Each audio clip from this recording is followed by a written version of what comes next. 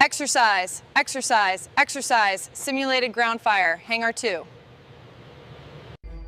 A recruit laughed at her scars, then froze.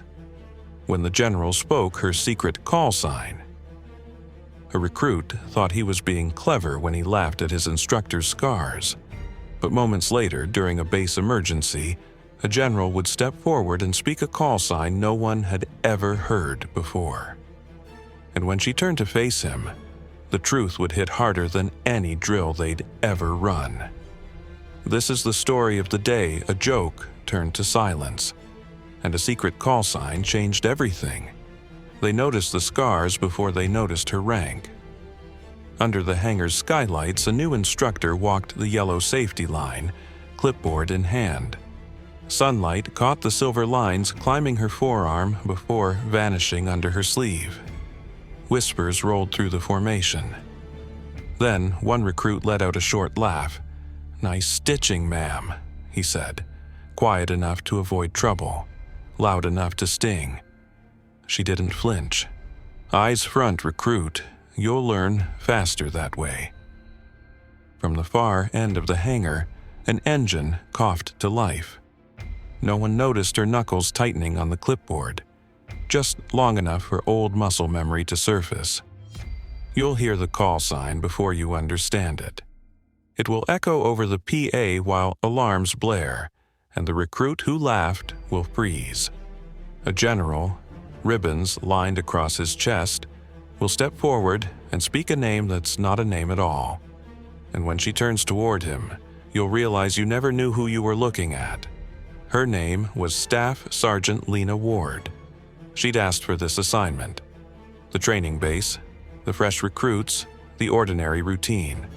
Obstacle courses, hangar safety drills, radio checks, quiet. She wanted her scars to be an afterthought, but quiet doesn't last around recruits testing boundaries.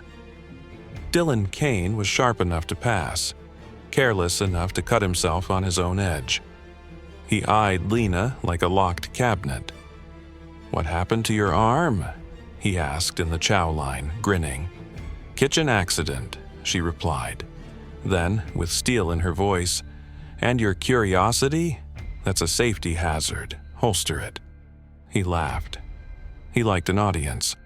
A week later, she ran them through a runway rescue drill.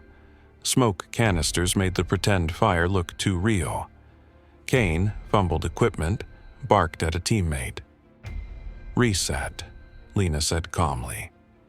"You don't get to lose your cool when air is measured in seconds." That night, Kane told a made-up story in the barracks about her scars. It sounded good at 2300 hours. The shift came on Wednesday. Base Command Inspection, General Hawthorne. The hangar was spotless. Tools in perfect rows, recruits tense. Lena saw the name and ignored it. Morning broke sharp. The general's convoy rolled past the flight line. He inspected, checked logs, nodded approval. Then alarms. "Exercise, exercise, exercise. Simulated ground fire, hangar 2. Smoke billowed. For 3 beats, everyone froze. Lena didn't. "Masks on. You. Extinguisher. You. Cordon line. Kane, on me." She moved through the haze like she'd rehearsed it 1,000 times. Checked heat, showed proper foam spray, then the radio sputtered. Without thinking, she replied, "Stitch 7 copies. Line established, push left." Kane stumbled. "Stitch 7? Not Sergeant Ward, something older." The fire died.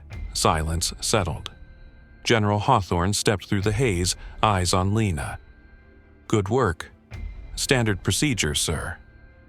Not standard phrasing. She didn't answer. Kane started connecting the dots. Scars.